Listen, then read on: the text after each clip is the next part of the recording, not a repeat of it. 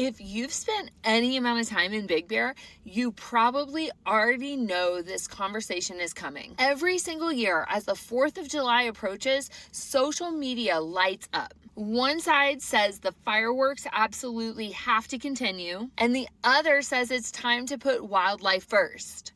And every year, people dig into their positions. So today, I'm not here to tell you who's right. I'm not here to convince you to change your mind. Instead, I want to lay out the arguments from both sides as fairly as I can, because I honestly think there is a good point on both sides. And then I really want to hear what you think, especially if you live here. For people who don't live in Big Bear Lake, California, this probably sounds like a very simple question. Fireworks or no fireworks? But for locals, it's much more complicated than that. Because this isn't about just one evening. It's about tourism, wildlife, tradition, business, community identity, and what kind of town Big Bear wants to be moving forward. Let's start with why so many people love the fireworks. For decades, the 4th of July has been one of the busiest weekends of the year. Visitors come from Los Angeles, Orange County, San Diego, Las Vegas, Arizona. Some families reserve the exact same cabin every single year. It becomes a tradition. Kids who watched the fireworks 20 years ago are now bringing their own children back. For many people, watching fireworks over Big Bear Lake isn't just entertainment. It's part of their family history. Then there's the economic side. Tourism is the backbone of Big Bear. Hotels, vacation rentals, restaurants, coffee shops, boat rentals, retail stores, marinas, activity companies. Many local businesses count on those busy holiday weekends. Some owners would tell you that a successful 4th of July helps carry them through slower parts of the year. So when people say, just cancel the fireworks, business owners naturally ask another question. What happens if fewer people come?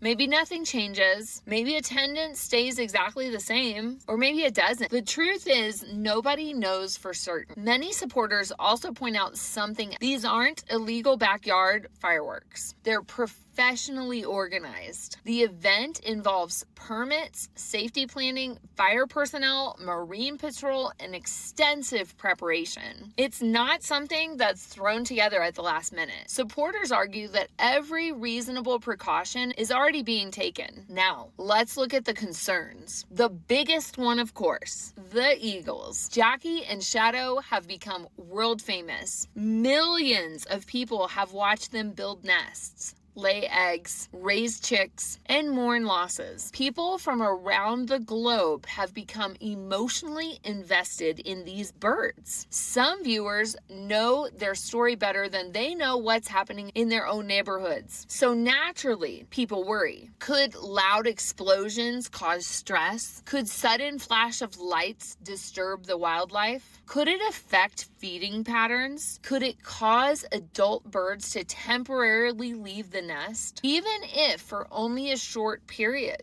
These are honest questions. Some people say, well, the fireworks only last about 30 minutes. And others respond with, sometimes it only takes a few minutes of stress to affect wildlife. Again, neither side is asking unreasonable questions. Then there's the broader wildlife discussion. The eagles get most of the attention, but they're not the only animals living here. Black bears, coyotes, foxes, mountain lions, owls, deer, raccoons, countless smaller mammals and birds. Many people wonder what one night of repeated explosions does to the rest of the ecosystem. Is the impact minimal, or is it more significant than we realize? Scientists continue studying how wildlife responds to noise, but every species and every situation is different. Then comes another concern: fire danger. Every summer, Californians are reminded how quickly a wildfire can spread. Even though Big Bear's fireworks are launched by professionals over the lake, some residents still feel uneasy. Their thinking is simple: if there's any unnecessary fire risk, why take it? Others respond that the event has extensive safety protocols and a long history of operating without incident. Again, two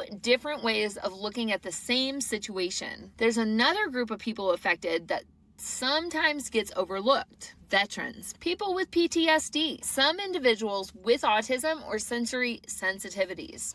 Pets, my dog especially. For some dogs, the 4th of July is one of the most stressful nights of the entire year. Veterans have shared stories about loud explosions bringing back difficult memories. Parents of children with sensory sensitivities often prepare for the evening well in advance. These experiences are very real. On the other hand, supporters of the fireworks often point to something that's hard to ignore. The Eagles have lived here through many years of fireworks. Jackie and Shadow continue returning to the same territory. They've successfully nested multiple times. Some people believe that that's evidence that the annual event isn't causing lasting harm. Others caution that it's difficult to draw conclusions from observations alone. Wildlife behavior is incredibly complex. Not seeing obvious effects doesn't necessarily mean that there aren't subtle ones. Then there's the question of alternatives. Every year, someone suggests the drone shows. Drone technology has improved dramatically. They can create incredible animations, flags, animals, eagles flying across the sky. Some communities have switched entirely. Others have combined drones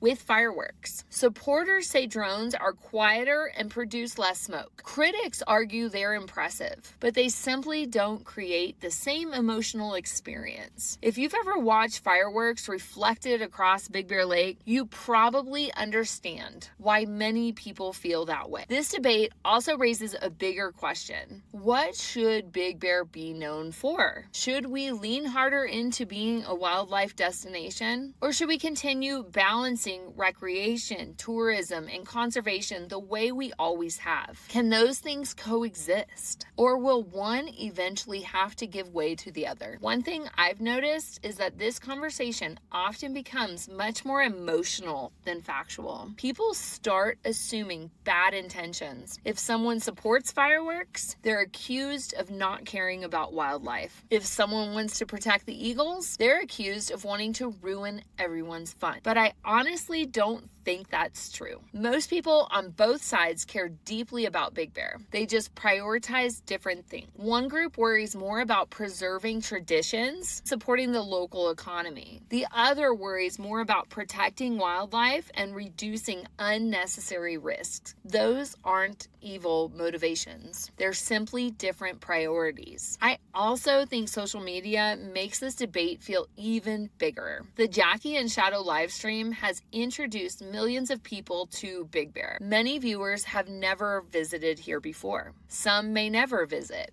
yet they care deeply about what happens to these birds. Meanwhile, longtime residents have memories stretching back decades.